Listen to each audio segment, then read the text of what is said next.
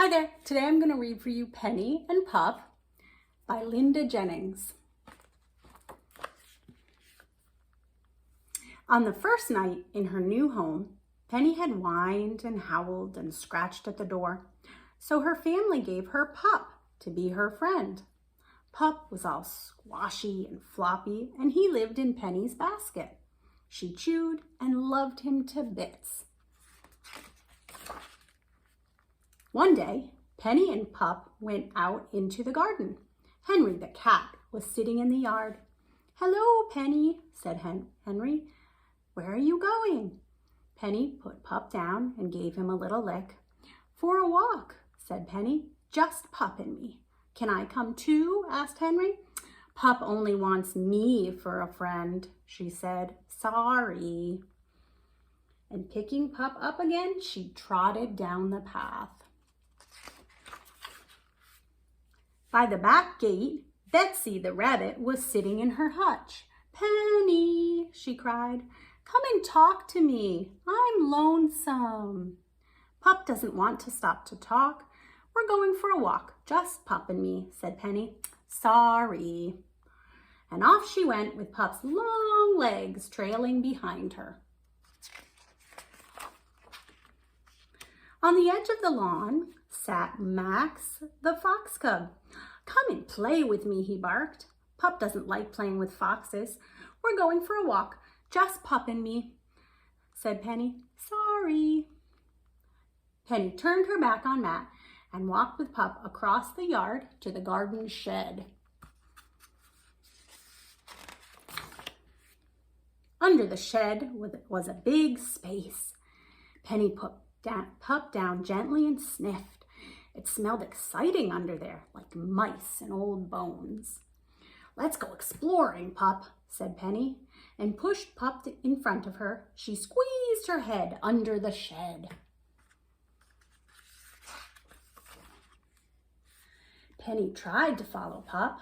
She wiggled and squeezed and squeezed and wiggled, but she was too big to crawl into the space.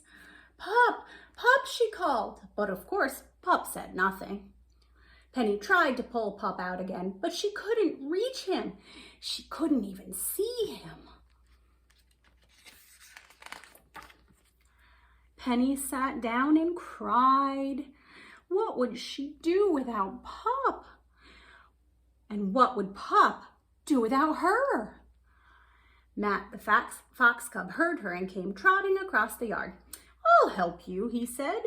But though he wiggled and squeezed and wiggled, he couldn't reach Pup either. Henry the cat was sitting on the fence, and he saw Matt trying to rescue Pup. "I'll help you," he said. But Henry was a fat cat, and he couldn't even fit his head under the shed.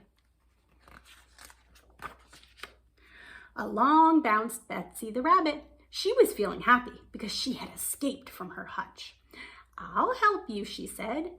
And since Betsy was a small rabbit, she was able to wiggle and squeeze and wiggle under the shed. But Pup wasn't there anymore. Matt and Henry and Betsy all helped Penny to look for Pup. They searched behind the shed. They searched in the flower beds. They even searched in the pond just in case Pup had fallen in. But Pup wasn't anywhere to be found. And then suddenly, there he was. Pup was in the hedge. A family of mice had dragged him there, and now they were all curled up together, fast asleep on Pup. Penny looked at Pup, and she looked at the mice. It didn't seem right to disturb them. "Now you can play with us," meowed Henry. "Yes, do," cried Matt and Betsy together. "You don't mind, do you, Pup?" asked Penny, but Pup said nothing. "All right, I will play with you," said Penny, and she raced and chased and chased and raced all around the garden with her new friends. Penny was having such fun that she forgot about Pup. When it was time to go home, Penny remembered poor old Pup lying in the hedge and went back to fetch him. The baby mice were still asleep, but their mother was awake. Pup makes such a cozy bed for my baby, she said. May we borrow him for a while? Pup did seem very happy with the little mice. I think Pup would like to stay with you, Penny said. I always thought he needed a few more friends. The end. Thank you for joining me for this story today, and I hope you come back another day for another story.